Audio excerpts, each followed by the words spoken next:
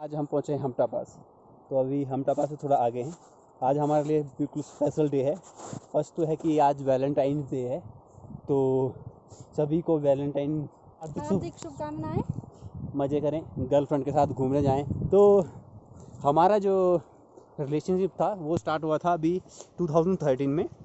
तो special day हमारे लिए है। आपको तारीख कौन सी तारीख है? 14 हमने बात किया था, स्टार्ट जो किया था हमने 14 जो फरवरी है उस टाइम पे इवनिंग में हमने जो फर्स्ट कॉल था। हेलो गाइस, मैं आपको बता दूं, पहले जब हमारा लव अफेयर स्टार्ट हुआ था तो उस टाइम मैं +2 में पढ़ती थी। तो इन्होंने कॉल करके बात करी और फिर यानी आज में पूरे 8 साल हो गए।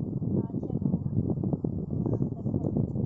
9 इयर्स का जो सफ़र था काफ़ी मुश्किल वाला था बोल सकते हैं। तो स्टार्ट हमने ऐसे जस्ट अ फ्रेंड किया था, कोई कंफर्म नहीं था कि क्या करेंगे आगे।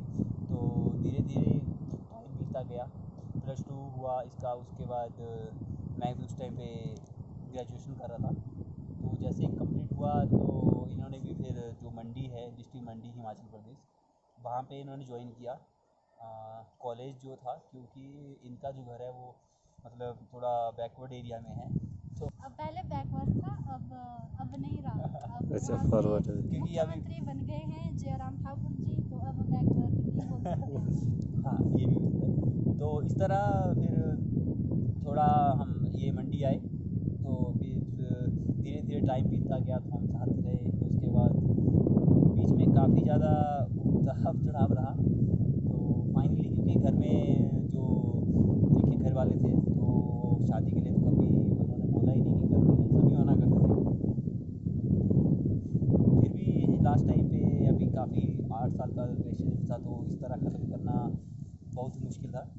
तो हमने स्टार्ट थोड़ा ट्राई किया कि चलो अब घर वाले नहीं मानते हैं। एक बार हमने ट्राई किया, सभी के पास ट्राई करते हैं, लेकिन नहीं माने तो हमने फिर प्लान किया कि अभी मैच करेंगे, देन फिर उसके बाद घर में बताएंगे, उसके बाद फिर घर से करेंगे। तो बता दूं कि जब मेरी +2 हुई, उसके बाद जब मैं कॉलेज गई ग्रेजुएशन करने के लिए, तो फर्स्ट ईयर मैंने मंडी वीटीसी से की। तब ये मेरे को 3 महीने बाद मिलने आए।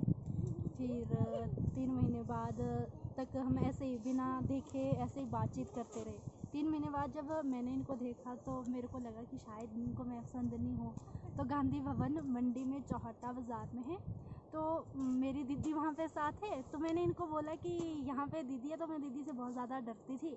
तो मैंने इनको बोला कि आप आ जाओ ऊपर गांधी भवन के पास मिलें। तो ये आगे, और इन्होंने एक गिफ्ट लाई थी। तो मैंने अपनी फ्रेंड है जो, उसका नाम भारती है, मैंने उनको भेजा। यानी पहली बार मैंने ऐसे किसी से बात नहीं करती थी, इनसे पहली बार बात की थी। तो इनको 3 महीने बाद बुलाया।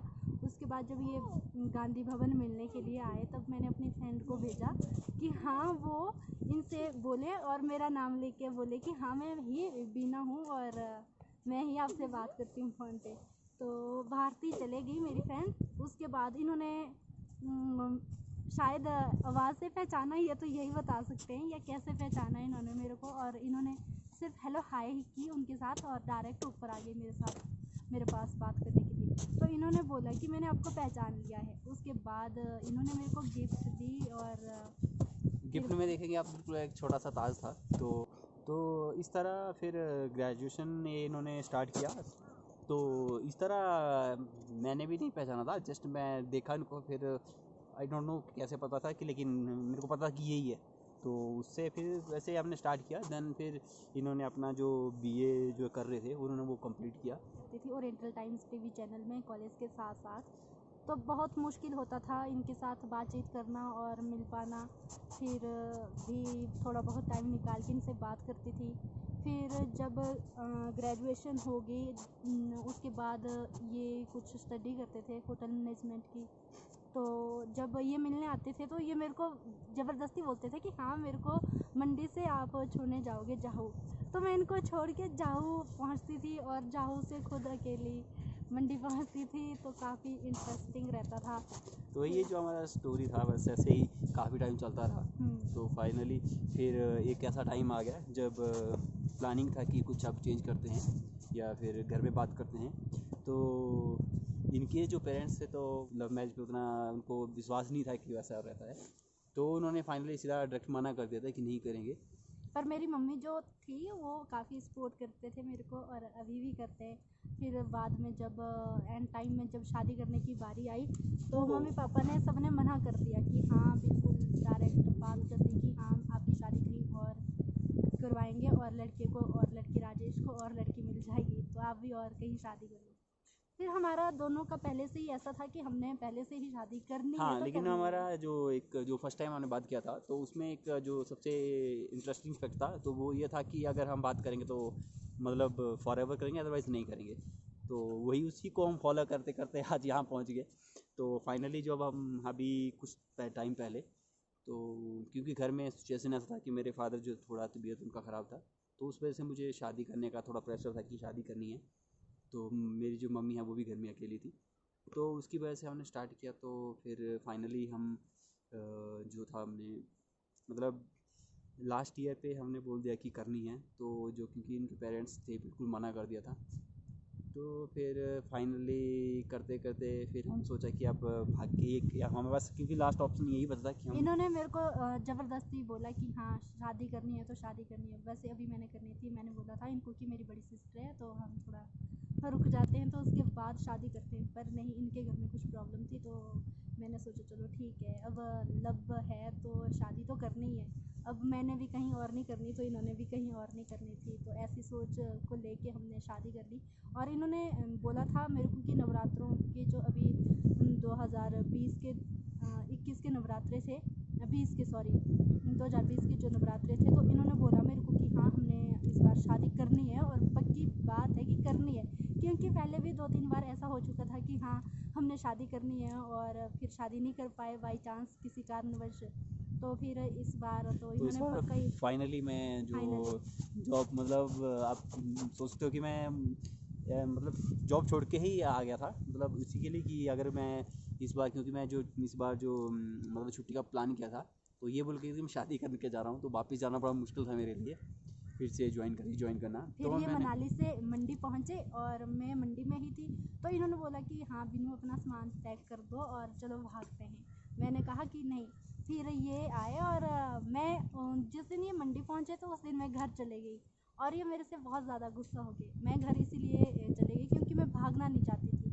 मैं यही चाहती थी कि मम्मी पापा मेरे को सपोर्ट करें और घर से शादी करवाए, दो लोगों के साथ या रिश्तेदारों के साथ भेज दे मेरे को खुशी खुशी।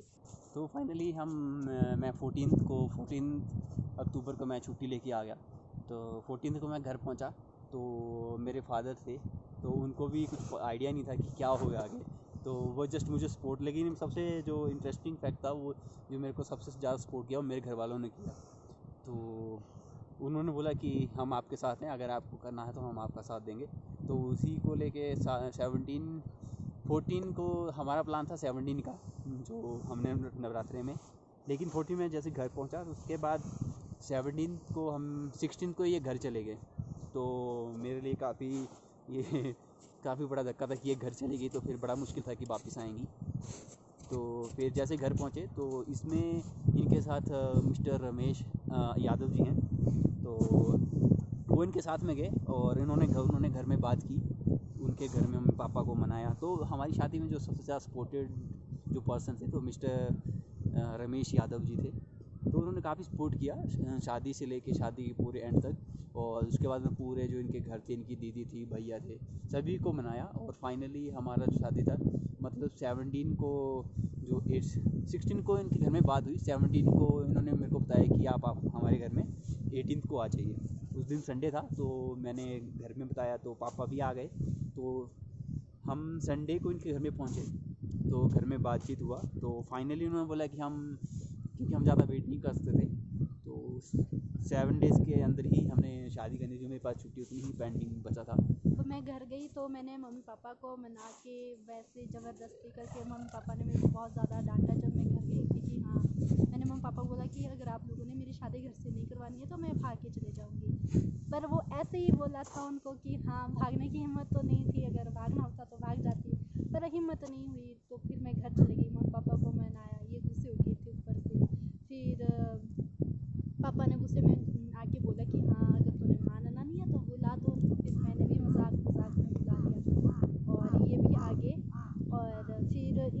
शादी तय कर ली, फिर लास्ट में फाइनली शादी होगी जैसे कैसे। और तो आज हैप्पी है। 17 अभी 17 को हमने जैसे इनके घर से 18 को निकले, तो लास्ट हमारा जो फाइनल हुआ कि 24 और 25 को लास्ट नवरात्रे थे, तो नवरात्रे में ही शादी करना था। तो 18 को इनके घर से वापस आए, तो मतलब एक वीक में हमने पूरा जो प्लान था इनके घर वालों ने और मेरे घर वालों ने पूरा एडी जोड़ी का जोर लगा के पूरा पूरा फाइनली करके, तो 24 और 25 को हमने जो शादी था वो पूरा उन्होंने बोला कि 24 को शादी करेंगे। तो फाइनली 25 तारीख को हमारा शादी हुआ, और उसके बाद अभी लास्ट अभी 3 महीने हो गए हमारे को अभी शादी में, तो we are together and happy. तो सभी हमारे जो हमारे दोनों के फैमिली मेम्बर्स हैं, मैं सभी उनका दिल से धन्यवाद करना चाहता हूँ जिन्होंने हमें सपोर्ट किया, और फाइनली हमारा जो 8 साल का रिलेशनशिप था उसको यहाँ तक पहुँचाया। तो thank you so much with my family और इनके जो फैमिली मेम्बर्स हैं सभी का, स्पेशली मिस्टर रमेश यादव और मेरे बड़े मामा जी मिस्टर अमीचंद, मेरे फादर मिस्टर ब्रह्मदास और इनके फादर मिस्टर हरियाराम। और फाइनली हम सभी का सपोर्ट मिला तो शादी हो गई, तो वी आर टुगेदर एंड बहुत अच्छी तरह से ज़िंदगी चल रही है सब। कोशिश करेंगे कि आगे भी ऐसा चलता रहे। तो थैंक यू सो मच हमारे साथ बनने के लिए। मैं सभी फैमिली मेम्बर्स का धन्यवाद करना चाहती हूँ, और कुछ भी नहीं, बस यही कि उन्होंने हमारी हेल्प की और सहायता की और हमें सपोर्ट किया और हमारी शादी करवा दी। और मैं और जो अन्य कपल्स को यही बोलना चाहूँगी कि हाँ, जो सच्चा प्यार करते हैं वो टाइम पास ना करें। अगर टाइम पास क्यों करना, किसी का टाइम वेस्ट ना करें। अगर आपके मन में पहले से ही है या कि हाँ हमने शादी करनी है, तभी बात करें, या तो किसी का टाइम बर्बाद ना करें और ना ही किसी की लाइफ बर्बाद करें। इसीलिए सोच समझ के कदम लें और सोच समझ के अपना जीवन साथी चुनें। Thank you so much. Thank you so much.